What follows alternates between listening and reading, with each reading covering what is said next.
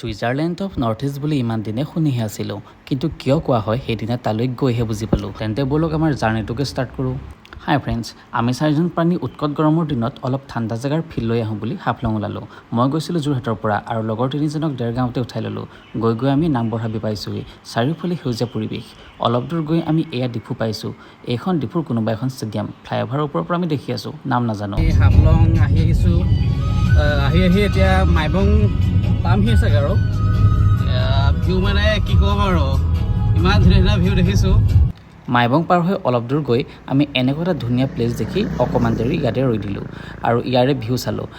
ইয়াৰ পৰাই মাইবঙৰ গোটেই টাউনখন দেখি থাকি অলপ পাছত আমি আকৌ গাড়ী ষ্টাৰ্ট কৰিলোঁ। গৈ গৈ টানেলৰ ভিতৰত সোমাইছোঁ আৰু আজিলৈকে টানেলৰ ভিতৰত এনেকৈ গাড়ী চলোৱা নাছিলোঁ, এইবাৰ ফাৰ্ষ্ট। মানে বেলেগ লেভেলৰ এক্সপিৰিয়েঞ্চ এটাই হৈ আছে আৰু কি ক'ম। আৰু অলপ পাছত আমি টানেলৰ পৰা ওলালোঁ আৰু ওলায়ে এনেকুৱা এটা প্লেচ পালোঁ, ৰ'ব দেখাই আছোঁ। একদম আল্টিমেট ভিউ এটা আছে।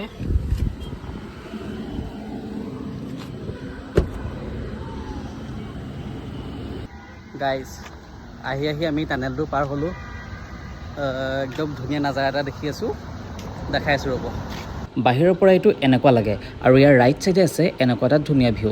মানে এটা কথাই ক'ম, যদি আপোনালোক ইয়ালৈ আহে চবফালে অকল ভিউৱে পাব, যেনিয়ে চাই তেনিয়ে ভিউ।